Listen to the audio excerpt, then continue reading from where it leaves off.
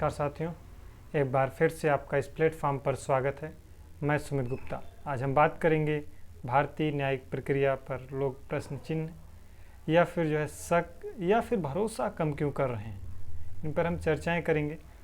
इसके साथ साथ हम ये भी चर्चाएं करेंगे कि भारतीय न्यायपालिका के कार्य क्या क्या हैं। हम वीडियो को शुरू करते हैं। सबसे पहले तो हमें यही जानना होगा कि कार्य क्या क्या है न्यायपालिका के। जो कार्यों के अंतर्गत आप देखते हैं कि कानून की व्याख्या करना, नागरिकों के अधिकारों की रक्षा करना, संविधान की रक्षा करना, शासन के कार्यों को वैधता प्रदान करना और कहीं ना कहीं जो है न्यायिक प्रशासन संचालित करना, ये सारे जो है न्यायपालिका के कार्य हैं।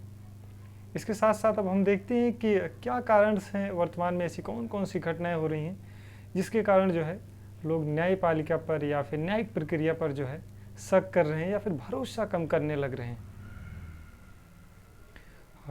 हम एक स्टोरी के माध्यम से देखें या फिर अक्सर आप देखते होंगे अपने गांव या फिर अपने शहर में न्यूज़पेपर्स या अखबारों में कि आप जो है पुलिस ने रिपोर्ट नहीं लिखी, पैसे लेकर के आरोपी छोड़ा गया, कोर्ट में केस कमज़ोर रहा, सज़ा मिली पर सरकार ने कैदी की सज़ा कम कर दी। ये सारी घटनाएं आप अक्सर न्यूज़ चैनल्स या फिर टीवी चैनल्स या अपने समाज या फिर आप शहरी समाज में रह रहे हो या ग्रामीण समाज में रह रहे हो, ये सारी चीज़ें आपको देखने को अक्सर मिल जाती हैं। इन सब से क्या होता है कि जो भी पीड़ित व्यक्ति है कहीं ना कहीं उसके अंदर जो है कहीं ना कहीं न्याय प्रक्रिया पर या फिर न्याय प्रणाली पर कहीं ना कहीं जो है उसके अंदर विश्वास कम हो जाते हैं।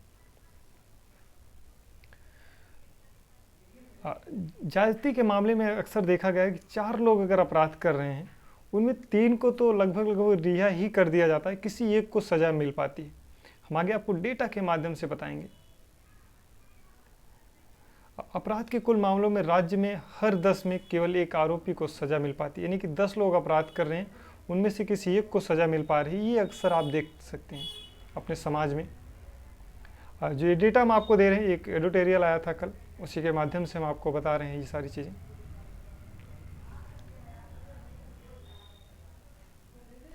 और ये सारी चीज़ें देखते हुए भी अगर जो सत्ता में लोग बैठे हैं वो ये दावा करते हैं कि हमारा देश बहुत महान है।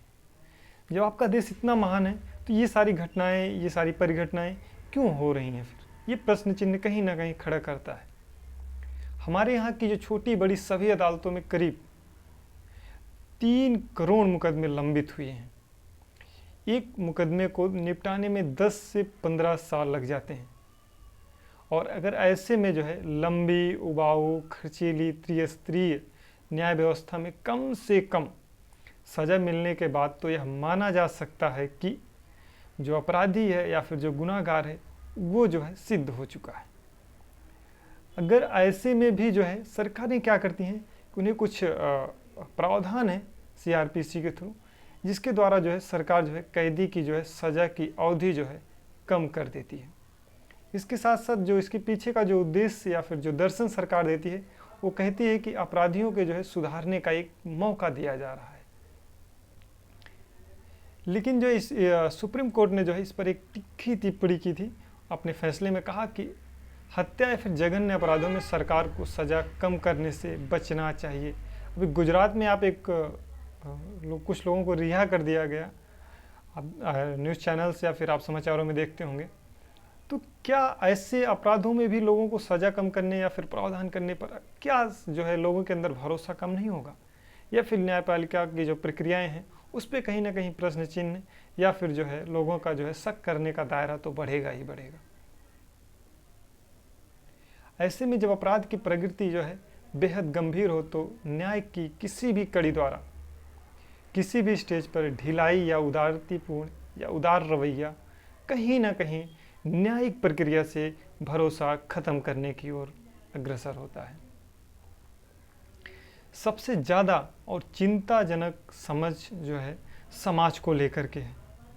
समाज जो है जब किसी अपराधी को जो है महिमा मंडित करता है, यानी कि आप अक्सर देखते होंगे जब आपके समाज में या शहरी समाज हो या फिर ग्रामीण समाज हो, वहाँ पर अपराधियों को आज देखिए फूलों, मालों और बड़े बड़े स्टेजों पर भव्य स्वागत किया जा रहा है। आप देखते होंगे कि अपराधियों का राजनीतिकरण होता चला जा रहा है।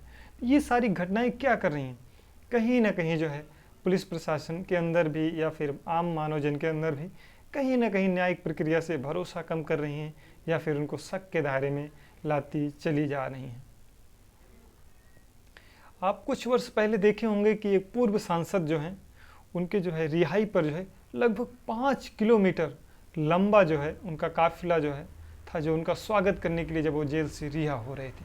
तो ये सारी चीज़ें अगर किसी मानव या फिर आम जन के जब मस्तिष्क में ये खबरें जब जाएंगी न्यूज़ चैनल्स के माध्यम से, तो उसके मस्तिष्क पर क्या प्रभाव पड़ेगा आप सोच सकते हैं। कहीं ना कहीं न्यायिक प्रक्रिया पर प्रश्न चिन्ह या फिर जो है शक या फिर भरोसा का जो है दायरा बढ़ेगा ही बढ़ेगा। और वर्तमान में देखा गया है कि जो अभी वर्तमान में आप देखते होंगे एक उनको राजनीतिक पद या फिर राजनीतिक पार्टियां जो उन्हें बड़े बड़े पद से भी सम्मानित कर देती हैं जो आपराधिक प्रवृत्ति के व्यक्ति होते हैं। तो इन सब चीज़ों से कहीं ना कहीं जो है लोगों के अंदर जो है विश्वास, भरोसा या फिर शक का जो है दायरा अक्सर बढ़ता चला जा रहा है। इसके साथ साथ आप देखते होंगे कि जो वर्तमान में जो है लखीमपुर कांड बहुत ज़्यादा प्रचलित था। उसमें क्या था कि गृह राज्य मंत्री के बेटे की रिहाई में भी ऐसा ही कुछ देखा गया जो पूर्व सांसद के जो है रिहाई पर देखा गया। तो ये सारी चीज़ें हैं और ये सारी चीज़ें समाप्त करने के लिए कहीं ना कहीं सरकार ही नहीं, इसके लिए समाज भी जिम्मेदार है। ये सारे जो अपराध बढ़ रहे हैं और जो सारी घटनाएँ हो रही हैं इसको सरकार ही नहीं समाप्त कर सकती। इसको समाप्त करने के लिए समाज को भी आगे आना होगा। ये सारी चीज़ें हैं जो है समाज को भी अपनी सोच बदलनी होगी। उनका स्वागत करने से बचना होगा जो अपराधी हैं। अगर उनका स्वागत अगर सत्कार ऐसे ही होता रहा तो कहीं ना कहीं जो है एक अपराधी को देख करके दूसरे लोगों के अंदर अपराधी की जो प्रवृत्तियां हैं वो जन्म लेती रहेंगी।